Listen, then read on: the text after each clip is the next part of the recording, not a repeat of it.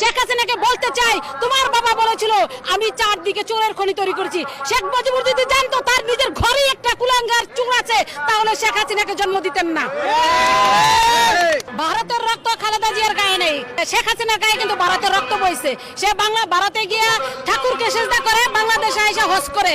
General আজিজের মাথায় পা দিয়ে সরকার ক্ষমতা এসেছিলেন।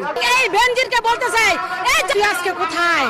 তোকে বলতে চাই, তুই কোন মার ঘর থেকে লুকাইছস? তুই বেরিয়ে আয়, তোর ভিতর থেকে জনসাধারণগণ টিপে জনগণের রস বের করে নিয়ে আসবে ইনশাআল্লাহ। রাসেল বাইপার তো একমাত্র শেখ হাসিনা। তার মধ্যে যে বিষাক্ত বিষ প্রয়োগ বাংলাদেশে চলছে, এরকম বিষাক্ত পৃথিবীর কোন রাষ্ট্রনায়ক নাই। রাসেল ভাইরাস আমি বলবো শেখ হাসিনা। শেখ হাসিনাকে বলেন আপনারা ভিডিওর মাধ্যমে বাংলাদেশের পল্টনের মাঠে একা একা মাটিতে নেমে আসতে, সৈন্যবাহিনী ছাড়া বাংলাদেশের জনগণের পাশে দাঁড়িয়ে থাকতে, তাহলে দেখাই দিবে জনগণ বাংলাদেশের অর্থ সম্পদ, রাষ্ট্রীয় সম্পদ বিদেশির হাতে তুলে দেওয়ার মজাটা কি জনগণ তাকে